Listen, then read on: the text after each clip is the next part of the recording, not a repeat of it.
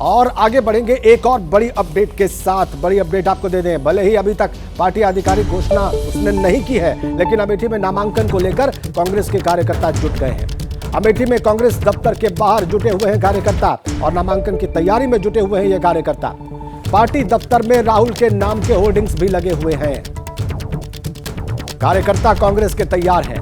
आप देखिए, नामांकन की तैयारी में ये कार्यकर्ता जोर शोर से जुटे हुए हैं, पूरे उत्साह में हैं।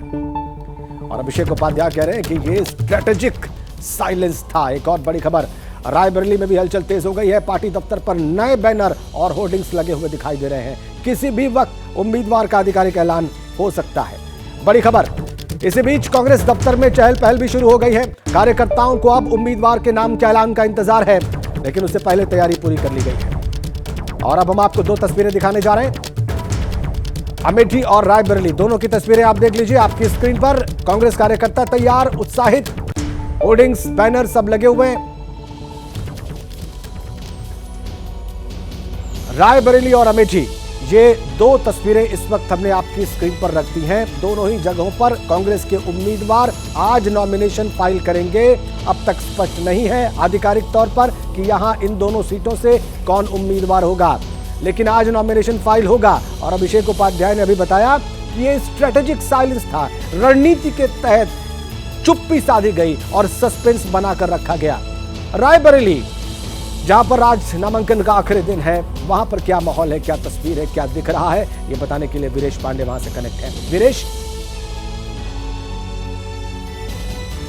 देखिए, जमीन पर कांग्रेस रायबरेली हो या अमेठी हो, दोनों जगह कमजोर हो चुकी है। इसलिए यहाँ पर उनके कार्यकर्ताओं में उस तरीके का जोश नहीं है। जैसा कि अभिषेक उपाध्याय कह रहे थे कि ये एक स्ट्रेटजी थी, अगर ये स्ट्रेटजी थी चर्चा में रहने की और अमेठी और रायबरेली को राष्ट्रीय परिदृश्य में चर्चा में रखने की, चुनाव के ऐन वक्त में रखने की, तो जो लोग राजनीति कर रहे हैं वो काफी अचंभित हैं इस बात को लेकर कि ये कैसी रणनीति है, इसका क्या परिणाम होने वाला है। जब इसका एक कंफ्यूजन पूरे कार्यकर्ताओं, मतदाताओं के अंदर देखने को मिल रहा है, इसका क्या फायदा कांग्रेस पार्टी को मिलेगा। अगर चर्चा में रहना है अमेठी रायबरेली में, तो हिम्मत करके पहले लड़कर दिखाना चाहिए था। ऐसी बातें कांग्रेस के लोग भी कर रहे हैं, विपक्ष के लोग भी कर रहे हैं। कल जो प्रत्याशी हैं दिनेश प्रताप सिंह भारतीय जनता पार्टी के, उन्होंने कहा, साफ कहा कि नकली गांधियों को हराऊंगा, क्योंकि यहाँ कुछ चलने वाला नहीं है। गारंटी के तौर पर प्रियंका गांधी हमेशा यहाँ लेती रही है गारंटी की, यहाँ का सारा काम वो करेंगी प्रतिनिधि के तौर पर।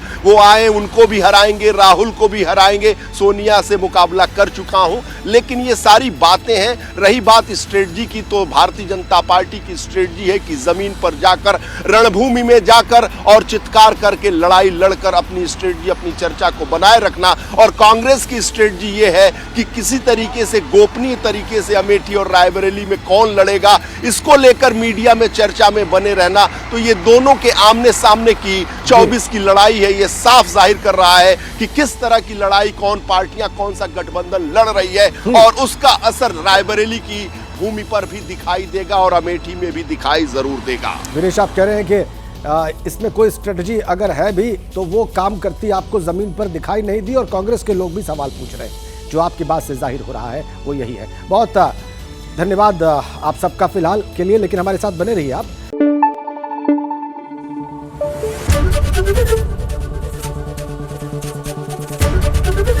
एबीपी न्यूज आपको रखे आगे।